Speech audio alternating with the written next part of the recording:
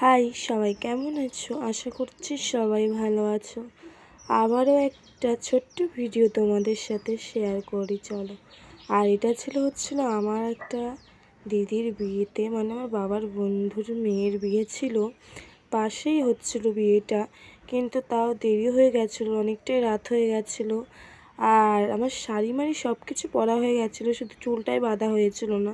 তাই বৌদিকে বললাম যে একটু আমার এসে চুলটা বেঁধে দাও। আর প্রথমবার আমি দেখো এরকম হেয়ার স্টাইল করছি, কেমন লাগছে স্টাইলটাই।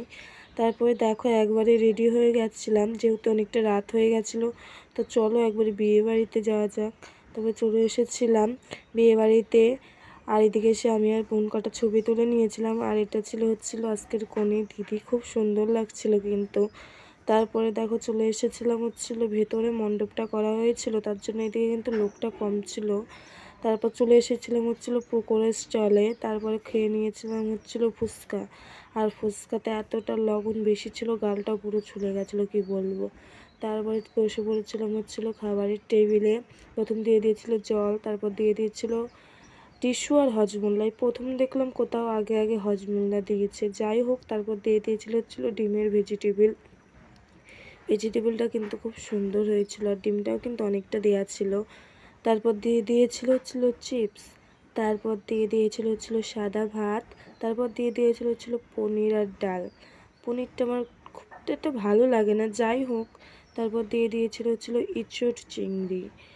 আর একা একা ভিডিও বানাচ্ছিলাম, আর কি বলবো, ধরার মতন লোক নেই, আমি ঠিক করে খেতেও পাচ্ছিলাম না, যাই হোক। তারপর দিয়ে দিয়েছিল স্যালাড। তারপর দিয়ে দিয়েছিল ফ্রাইড রাইস। তারপর দিয়েছিল কষা মাংস। আমি মাংসটা একটু ভালোবাসি না, তার জন্য এক পিসই নিয়েছিলাম। তারপর দিয়ে দিয়েছিল আমের চাটনি। তারপর দিয়ে দিয়েছিল এটা ছিল ছানার মিষ্টি, কিন্তু কি মিষ্টি আমি নাম জানি না। তারপর দিয়ে দিয়েছিল আইসক্রিম। তারপর চলে এসেছিলাম আমরা বাইরে এসে গল্প টল্প করে অনেকক্ষণ পরেই চলে গেছিলাম বাড়িতে।